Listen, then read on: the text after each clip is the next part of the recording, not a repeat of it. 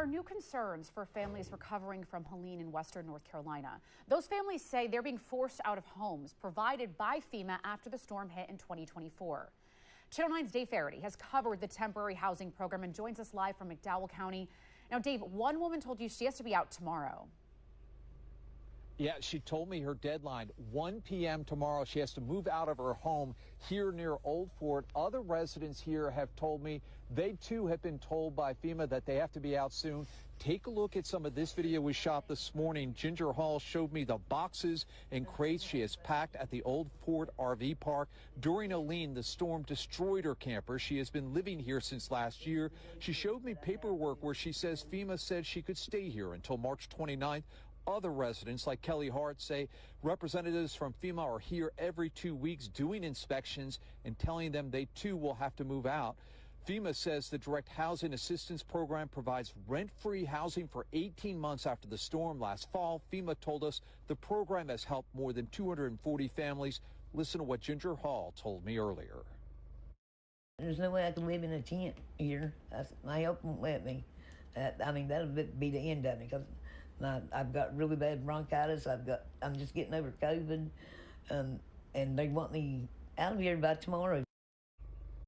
Yeah, I feel real sorry for people that's in this situation.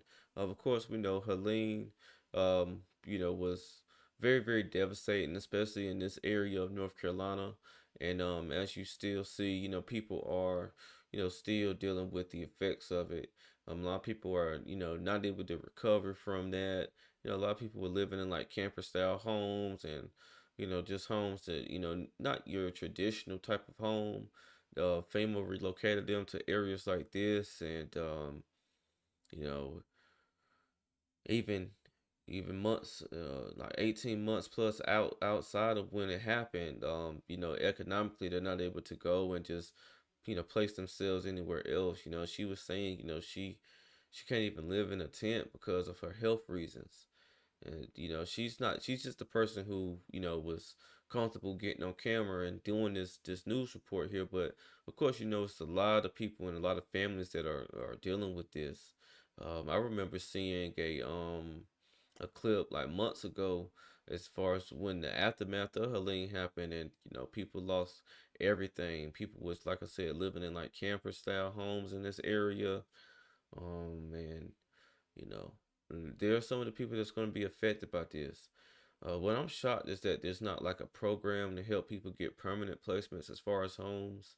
Of course, like FEMA's going to have, a temporary time frame as far as when you can stay in certain homes like this, because, these are just homes that they just kind of build on the whim and put them up. But I'm just not sure if they had the capacity, to be able to, keep people in these type of homes long term. But it is said that some people, did purchase their homes. I was watching this clip before I started doing this video, but they said that there was some people who were able to purchase these type of homes. And I just feel like, it's people that are, pretty well off in the community who do have charitable hearts.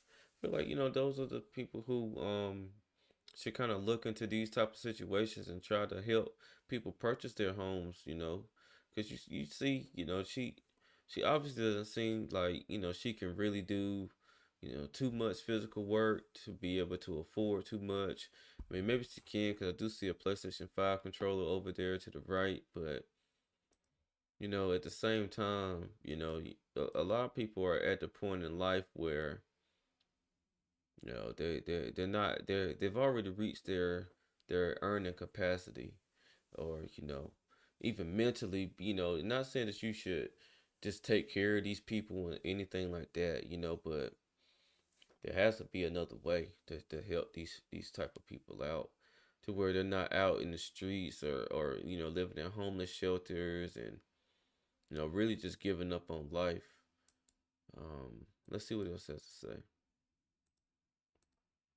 And more than 24 families have been able to buy some of these homes at steep discounts. I don't know if you can see over there, there's actually some empty lots here at the Old Fort RV Park. Why some of these residents, though, are unable to do that, coming up tonight on Eyewitness News starting at 5. Yeah, so some have bought, those homes at a great discount, and even though, man, those homes aren't gonna be the safest homes, if anything ever really came through, hopefully it doesn't, but like tornado or another serious type of thing. I mean, these homes aren't really, the best of anything. They're little mobile homes that were built, but it's enough for where you can live and try to get yourself together, at least have somewhere where you can call home, and that's really important. So, others aren't, everyone's situation is going to be different. Some people will have insurance to where, they was able to get a lump sum of money, or you got multiple people in the home working, or you had some savings saved up to where you could purchase, one of these homes, as they were saying, at a discount, and now you can stay there. But those are, them who wasn't able to do that.